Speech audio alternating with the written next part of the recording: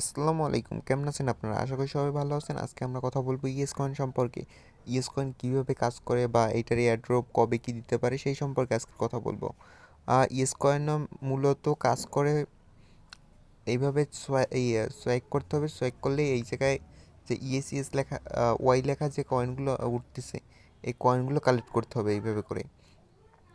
আর এই পাশে অনেকগুলো টাস্ক আছে, এই টাস্কগুলো কমপ্লিট করতে হবে।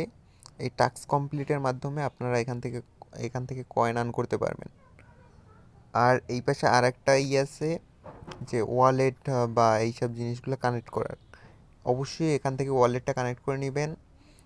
আর এখান থেকে আপনারা যে কোনো একটা এক্সচেঞ্জের একটা লোগো আপনারা এখান থেকে নিতে পারবেন। আর এইগুলোর উপরেই ডিপেন্ড করবে আপনার এই এয়ারড্রপ, মানে আপনি কতটুকু এয়ারড্রপ পাবেন সেইটা।